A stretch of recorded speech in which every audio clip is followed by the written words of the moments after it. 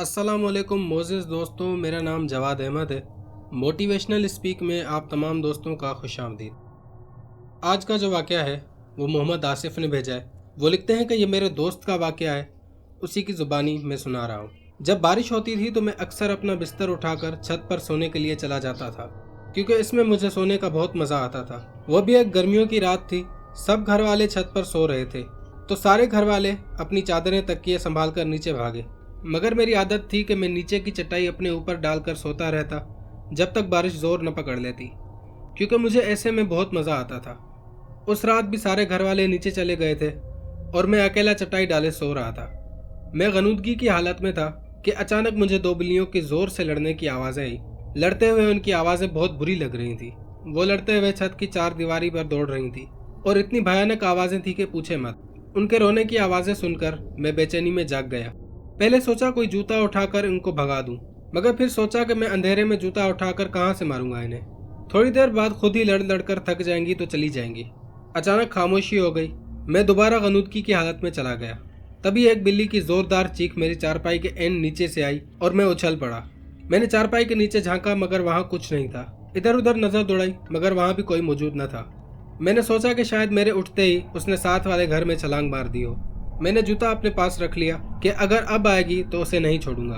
मैं दोबारा लेट गया और खुद को पुरसुकून करते करते थोड़ी देर बाद दोबारा नींद में चला गया। आंख तब खुली जब बिल्ली के गुर्राने की आवाज़ मैंने अपनी चारपाई की सीधी तरफ से महसूस की। मैंने आहिस्ता आहिस्ता अपना हाथ जूते की तरफ बढ़ाया और उसको मारने के लिए उठा। देखा तो वहाँ कुछ भी मौजूद नहीं था, लेकिन वो गुर्राहट मुझे अपनी बाईं तरफ से आ रही थी। मैं अचानक बाईं तरफ पलटा तो वही आवाज़ मुझे दाईं तरफ से आने लगी। अब वो आवाज़ कभी दाईं तरफ से आती तो कभी बाईं तरफ से आती, कभी दूर हो जाती और कभी करीब से आने लगती। अचानक शदीद खौफ मेरे बदन में दौड़ गया। मेरी पिंडलियां और पैर सुन्न हो गए। मुझे लगा जैसे कुछ गड़बड़ है। अचानक मैंने देखा कि एक स्याह बिल्ली दीवार पर बैठी है। उसकी आंखें सुर्ख थी और वो मुझे घूर रही थी। मैं कांपते हुए उसे देख रहा था। उसकी आंखें अंगारों की तरह दहक रही थी। इतनी भी हिम्मत नहीं कर पा रहा था कि भाग खड़ा हो जाऊं, और मेरे देखते ही देखते वो बकरे जितनी बड़ी हो गई और ऐसी नजर आ रही थी जैसे काला चीता हो, क्योंकि वो बिल्कुल स्याह बिल्ली थी। फिर अचानक उसने ऐसी पोजीशन ली जैसे वो दीवार से मुझ पर छलांग लगाने वाली हो। मेरे मुंह से एक जोरदार चीख निकली और मैं एक ही छलांग में नीचे उतरा और सीढ़ियों की तरफ भागने लगा। मेरी चीख इतनी बुलंद थी कि मेरे अम्मी अब्बू और बड़ा भाई सहन में आ गए और मैं सीढ़ियों से नीचे आते ही गिरकर बेहोश हो गया। मगर परेशानियां वहीं ख़त्म नहीं हुई। शायद ये शुरुआत थी। कुछ दिनों तक मुझे डरावने ख्वाब आते रहे। मुझे वही बिल्ली नजर आती जो कभी मेरे नरखे पर दांत गाड़े हुए, कभी वो मेरा खून चाट रही होती थी। मैं नींद में चीखने लग जाता था। फिर मुझे ख्वाब में भयानक लोग दिखाई देते। किसी का सर नहीं होता था तो किसी का गोश्त लटक रहा होता था। आंखों की जगह काले सुराख होते, बाजू कटे हुए होते थे। मैं रफ्ता रफ्ता बीमार होता चला गया। डर के मारे घर से बाहर नहीं निकलता था। एक मौलवी साहब थे जो मुझे दम करने आते थे। मुझे पानी पिलाया जाता। मेरी वालदा हर वक्त मुझ पर सूरत यासीन पढ़कर फूंकती थी। अफाका तो थोड़ी देर के लिए हो जाता था, फिर वही हालत हो जाती थी। बैठे बैठे चीखें मारकर बेहोश हो जाता था। एक रोज मैं बैठा पढ़ रहा था कि किसी काम से अपनी अम्मी के कमरे में चला गया। मुझे एकदम डर सा लगा था। मैं अपनी अम्मी के पास गया कि वो मुझ पर कुछ पढ़कर फूंक दे। मेरी अम्मी की पीठ मेरी तरफ थी। वो अलमारी खोले कपड़े तय कर रही थी। मैंने अम्मी को पुकारा मगर उन्होंने मुझे कोई जवाब नहीं दिया। मैं उनके करीब गया और उनको आवाज़ दी तो उन्होंने मुझे मुड़कर देखा, मगर वो मेरी वालदा नहीं थी। वो खौफनाक शक्ल वाली औरत थी। उसका रंग तांबे जैसा था। उसकी आंखें सर्द और मुंह का दहाना बड़ा था। वो औरत हाथ फैलाए हंसी जा रही थी और मुझे अपनी तरफ बुला रही थी। उसके दांत चमक रहे थे। मैं तो पहले ही डर कर अपनी वालदा के पास दम करवाने आया था और इस औरत की शक्ल देखी तो वहीं पर ही बेहोश हो गया। जब होश आया तो मौलवी साहब मेरे सिराने बैठे कुछ पढ़ रहे थे। मेरे अब्बू शदीद परेशानी में बैठे हुए थे। मौलवी साहब के पूछने पर उनको मैंने सारी हकीकत बयान कर दी तो वो सोच में पड़ गए। फिर इस तरह के वाकयात मेरे अलावा घर के दूसरे अफराद के साथ भी पेश आने लग गए। कभी बाथरूम का दरवाज़ा अंदर से बंद हो जाता, पानी की आवाज़ें आने लगती। थोड़ी देर बाद दरवाज़ा खुल जाता लेकिन वहाँ अंदर कोई भी मौजूद नहीं होता था।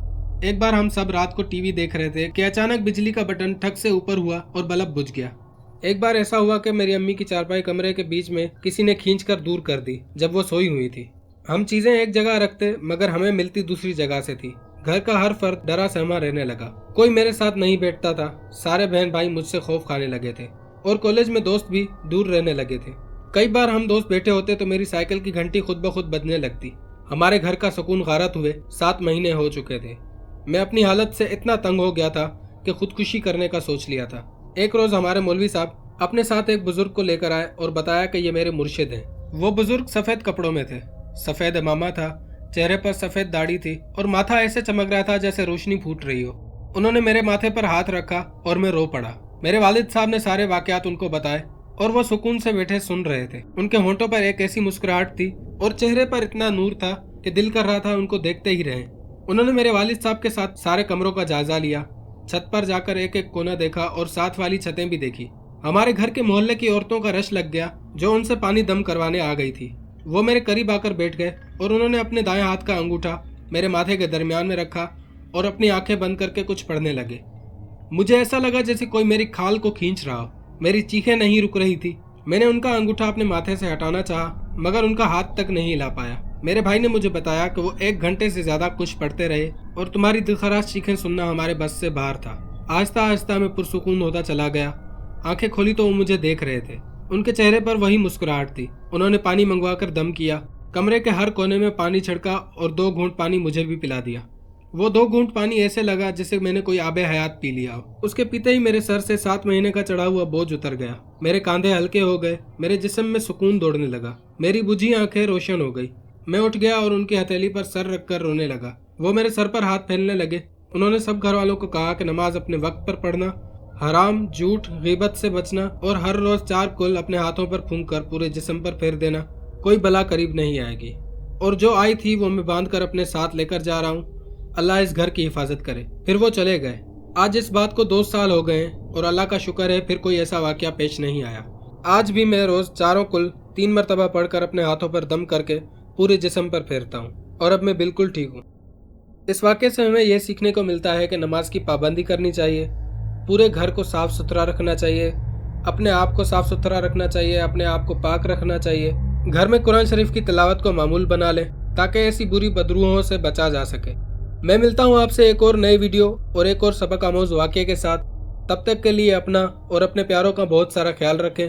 اللہ حافظ، اللہ نگہبان۔